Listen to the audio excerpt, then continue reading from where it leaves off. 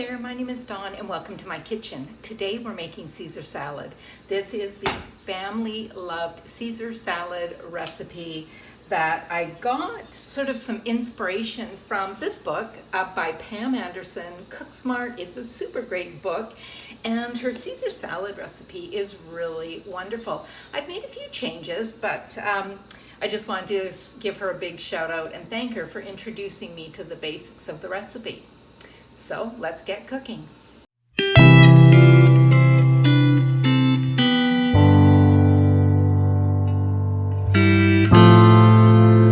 Now it's ideally best if you are making this a couple of hours in advance or a day or even a couple of days in advance. This dressing is a keeper. So first thing I'm going to do is I'm going to make the dressing. I've made it and used it right away, but I've got a couple of hours before dinner, and that's ideal. But again, I have sometimes not had 2 hours and I've made it right away. So let's pull out our ingredients. The basis of this is mayonnaise, but I'm shaking this and I think I need another one. So I pulled out a backup, so I've got 2 just in case. You're gonna need garlic, you're gonna need lemon, and I'm not sure how much I'm going to use because again, this is not an official measured recipe. This is an eyeballing recipe, so we've got both just in case. Worcestershire sauce, I say Worcestershire, that's how I say it, and anchovy paste. This is a real secret, and if you don't want this, I say don't follow my recipe because I think it is one of the key ingredients. You don't taste it. I think it gives that very special taste because I can tell when it's not been used, but it's not that I can taste it, but I know something's missing. Try this before you say no. So this is all we're going to need for our dressing. We're also going to need, later when we put our salad together, we are going to need olive oil, salt and pepper, and Parmesan cheese, and of course lettuce, romaine lettuce. But I'll get to that after I've made the dressing. Okay, to make our dressing, what tools do we need?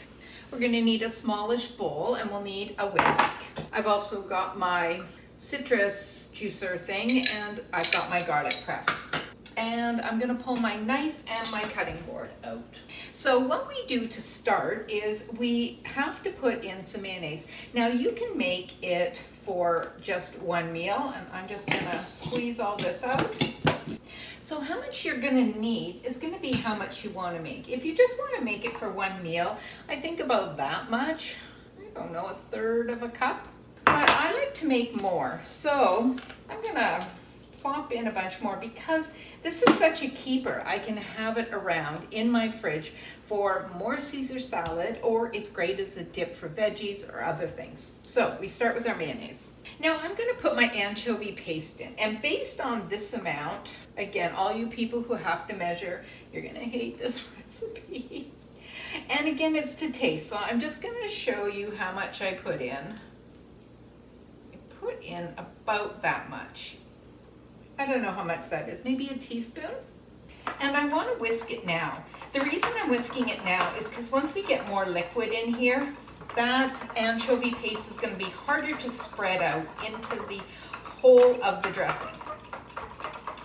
And you don't really want to see any big chunks of it. You want it spread out throughout the dressing, so I just give it a little whisk here, and it very quickly all comes together. For this amount, I'm going to put 2 big cloves. 2 big cloves will make it nice and garlicky. If you like garlic more, really like it, then you want to try more. Oops, wrong thing. You want to try more, but if you like it less, then just use 1 and try it out. My suggestion is you try this recipe as I've done, sort of following what I do, and then decide if it's got a bit too much of any one thing. But if you already know what your preference is more garlic, less garlic, or more anchovy, you just make those adjustments as you go. I'm just giving you sort of a formula to have a awesome Caesar salad dressing. Now we're going to throw in some Worcestershire, and again, I just eyeball this. So I don't know what that was. Maybe half a teaspoon. We can just really quickly whisk that in. And last, I'm going to add my lemon. Now I have a half lemon already in my fridge, so I'm going to use that first. and I'm gonna visually see how much juice I got out of it. Oh, it's pretty juicy. So I think we're gonna be good with this. Okay, that was over a tablespoon that came out of that lemon. So it was a super juicy one. Now it's gonna be a little loose, so be careful when you're first starting, otherwise it'll all splash out. Okay, and then very quickly you can do it. At this point, we're gonna stick our finger in and taste it. It should have a bit of a raw garlic taste because the garlic will very quickly mellow. So you want it to be a bit stronger than you would like. Ooh, I just got the blowback from it. It's awesome. You want to make sure you can taste the lemon so it's nice and sharp with that acidic taste. Now I just have to wrap this up, put it in the fridge, and be back with you when it's time to have dinner.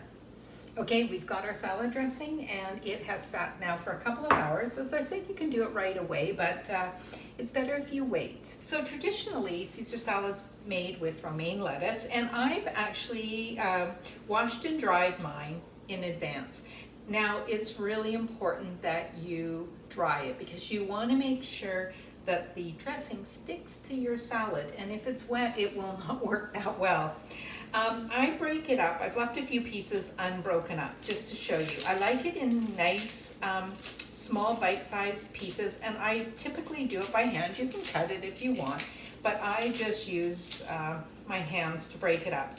You just don't want any long pieces because when you go to eat it, the dressing will flick all over the place and kind of make a mess. So you want to be careful about that. You might have seen that I have this wet paper towel. So if you want to break your lettuce up in advance, you can just put a wet paper towel over it, and that will keep it fresh until you're ready to use it. We are going to need some olive oil. We're going to need salt and pepper.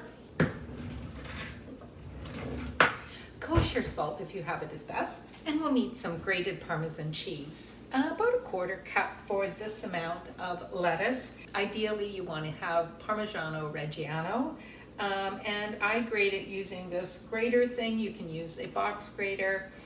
You can use the pre-grated. Again, use what you have, use what you like. Okay, the first thing that we do is we put our olive oil on our salad.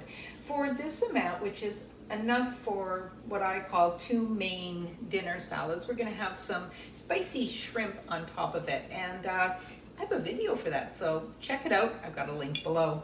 So for this, I'm gonna put about a tablespoon of olive oil.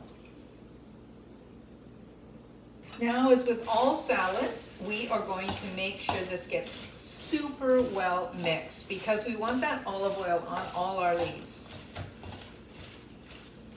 Now what we're going to do is we're going to take a good big pinch, it's probably a teaspoon of salt and a whole bunch of black pepper. Again, I can't really tell you how much to do it. You've kind of got to do it to your taste and your like. And now we're going to want to keep on stirring so that salt and pepper gets onto every leaf. Don't over salt at this point because the cheese is salty. And you can always add salt, but you can't take it away. Now what we do is we're going to add our salad dressing. Now, when you do this, again, you can't take it away, so you don't want it to be gloopy, but you don't want it to be underdressed because that's just disappointing. So I'm going to put in 2 good spoonfuls here and give it a stir and see what it looks like.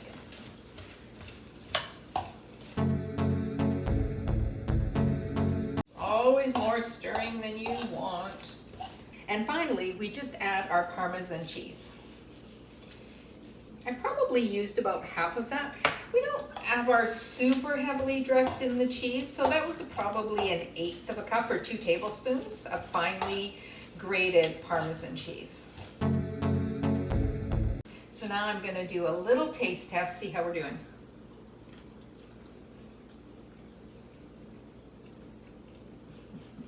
Good. Now, one thing you may notice, we do not have croutons. We do not put croutons in our Caesar salad. Frankly, it's hard to get good croutons. I've never found a recipe that makes good croutons. I figure have a slice of bread on the side if you really want some bread. I hope you try this. It's a great recipe. It's really, really good. Like, I know I say it's good, but this is really good. You must try it. And until next time, keep cooking.